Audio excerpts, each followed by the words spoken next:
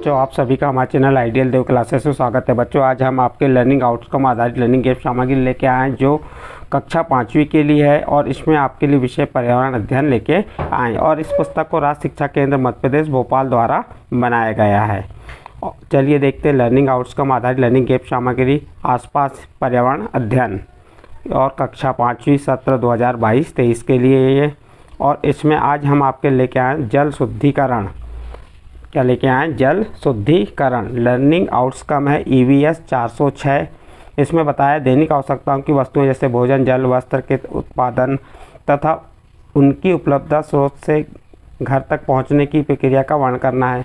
पाठ का नाम है पहाड़ों से समुद्र तक पानी, कहीं ज़्यादा कहीं कम। विषय वस्तु अवधारणा है जल के शुद्धिकरण के पश्चात घरों में पहुंचना। और इसका अवधारणा परिचय देखते हैं। इसका उदाहरण परिचय देखिए। मैं मम्मी पापा के साथ दीदी जी के घर जाने के लिए मुंबई से अपने गांव के लिए रवाना हुई। शहर के भीड़ वाली जगह से छोड़ हम सुकून के लिए गांव जाना चाह रहे थे।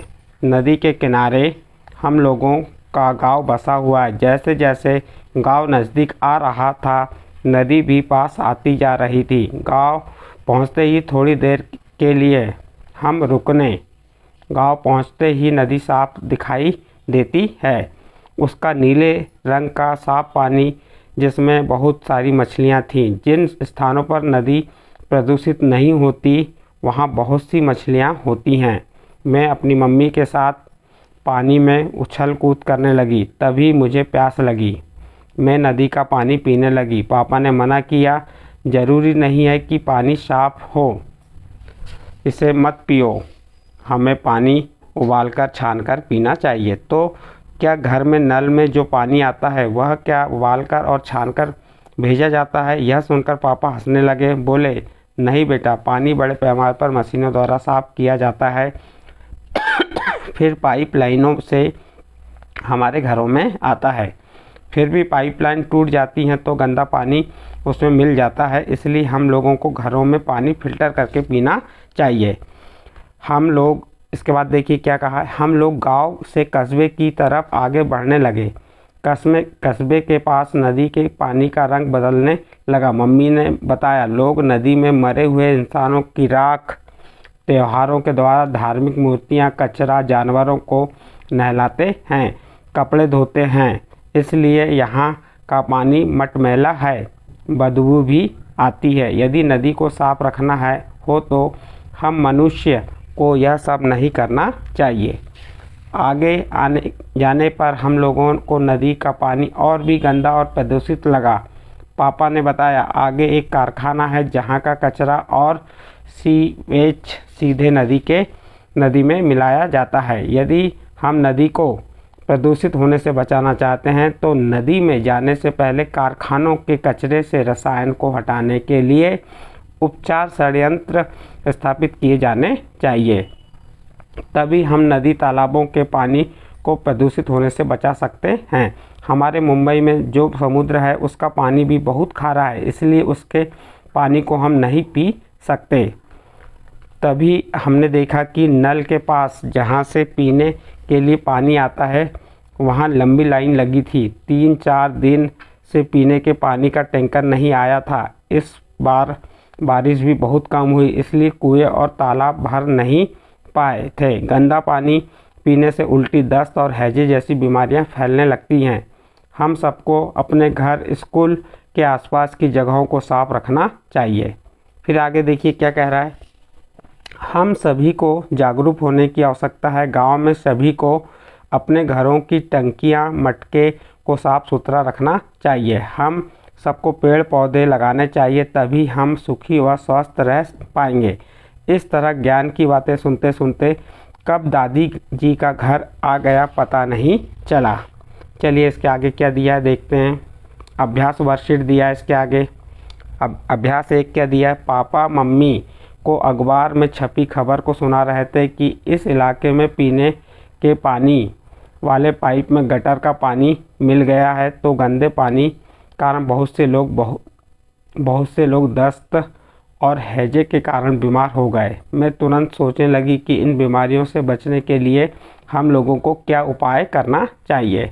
तो देखिए, जो बीमारियां हो रही हैं ख़राब पानी से, जो गंदा पानी आ रहा है, तो उससे हमको बचने के लिए क्या क्या उपाय करना चाहिए, आप अपने आधार पे भी बता सकते हैं, लिख सकते हैं। यहाँ पे हमने क्या बताएं, हमें पानी उबाल कर पीना चाहिए, हमें पानी फ़िल्टर करके पीना चाहिए, हमें पानी छान कर पीना चाहिए, पानी के बर्तन को साफ़ सुथरा रखना चाहिए। ये उसके उपाय हो गए। फिर आगे चलिए, क्या दिया है, अगला दिया है, नदी तालाब कुएं का पानी प्रदूषित ना हो, हमारे द्वारा किए जाने वाले कार्य की जानकारी निम्न प्रदूषित बिंदुओं के अनुसार दीजिए। कपड़ा धोना, जैसे एक हम कपड़ा धुलते हैं तो इससे क्या होता है, जल प्रदूषित होता है। तो इसके लिए हमको क्या करना चाहिए, हमें नदी तालाब के किनारे कपड़े नहीं धोना चाहिए। जानवरों को नहलाना, ये भी क्या है, प्रदूषित है, बिंदु है। नदी तालाब किनारे जानवरों को नहीं नहलाना चाहिए। फिर उसके बाद औद्योगिक क्षेत्रों का कचरा का निपटान, उपचार या षड्यंत्र स्थापित करके उसमें करना चाहिए। मृत शरीर की राख डालना, तो राख नहीं, नदी में नहीं बहाना चाहिए। इस प्रकार से जो प्रदूषित बिंदु थे उन पे हमने आपको बताया। आप अपने आधार पे भी बता सकते हैं कि हमें क्या नहीं करना चाहिए।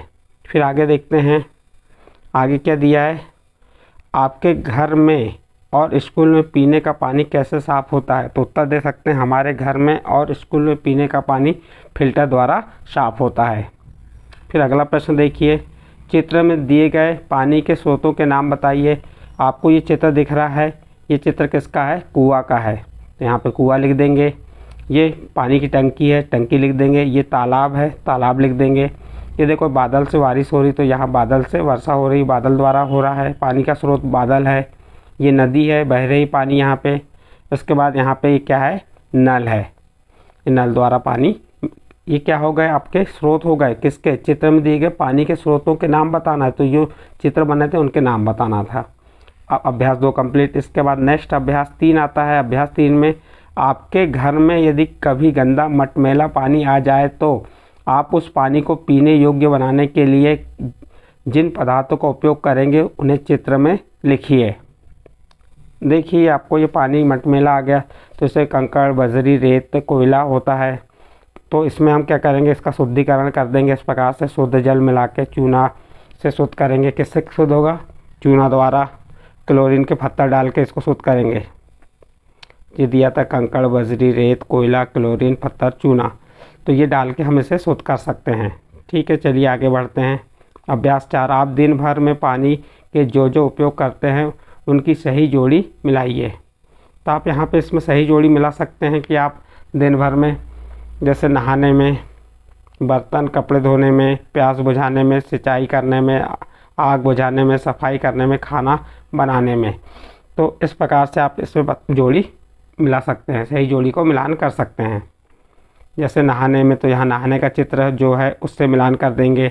बर्तन और कपड़ा धोना, तो देखिए नहाने का, ये नहा रहा है बालक। बर्तन और कपड़े धोना, जहाँ बर्तन और कपड़े धो रहे हैं उससे मिलान कर देंगे। प्यास बुझाना यानी पानी पीने से संबंधित हो गया। सिंचाई करना, इससे सिंचाई, जैसे देखिए सिंचाई की जा रही है। आग, इससे आग बुझाई जा रही है। सिंचाई, यहीं कहीं देखना सिंचाई का भी दिया होगा, ये पानी पी रहा है, सिंचाई। इस प्रकार से आप इनको मिलान कर सकते हैं। नेक्स्ट आगे चलते हैं।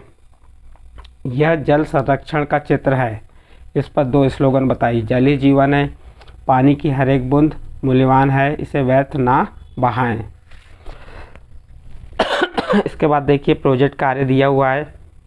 नीचे देख गए चित्र को ध्यानपूर्वक देखिए। चित्र में आपको जो भी क्रिया होती है दिखाई दे रही है, उस पर 5 वाक्य लिखिए। देखिए, ये एक चित्र है, यहाँ मकान है, ये बादल है, बारिश हो रही है। इस पर हमको 5 वाक्य लिखना। हमने 5 वाक्य कैसे बताए, हमें एक घर दिखाई दे रहा है, यहाँ पे बादल दिखाई दे रहे हैं, वर्षा हो रही है, बादल गरज रहे हैं, बिजली चमक रही है। इस प्रकार से आपको 5 वाक्य के आधार पर लिख के बता सकते हैं। नेक्स्ट आगे चलते हैं। तालिका में दिए बिंदु अनुसार उपयोग किए गए पानी की मात्रा बताइए। दिनों के नाम, सोमवार, मंगल, ये दिनों के नाम दिए हुए हैं। पीने में कितना उपयोग किया गया, नहाने में कितना उपयोग किया गया, कपड़े धोने में कितना उपयोग किया गया। देखिए, सोमवार को हमने 5 लीटर पानी क्या किए, पीने में उपयोग किए, नहाने में 20 लीटर और कपड़े धोने में 50 लीटर। तो इस प्रकार ये सप्ताह वाइज आप इस प्रकार से सारणी बना सकते हैं कि आपने पीने में कितना उपयोग किए, नहाने में कितना उपयोग किए और कपड़े धोने में कितना पानी उपयोग किए। 100 मूल्यांकन में देखते हैं। दी गई वर्ग पहली में पानी के स्रोतों के नाम बताइए। देखिए वर्ग पहली दी थी तो ये नदी क्या हो गया, पानी का स्रोत हो गया। सागर भी पानी का स्रोत है, कुआं, झील, झरना, तालाब, बारिश और यहाँ पे क्या आ जाएगा, सोता, ये क्या हो गए, उसके पानी के स्रोत हो गए। अब इसके बाद यहाँ पे नंबर 2 में दिया जल पर कोई पहेली बनाकर अपने साथी से पूछिए। जैसे पानी से निकल पेड़ एक पात नहीं पर डाल अनेक।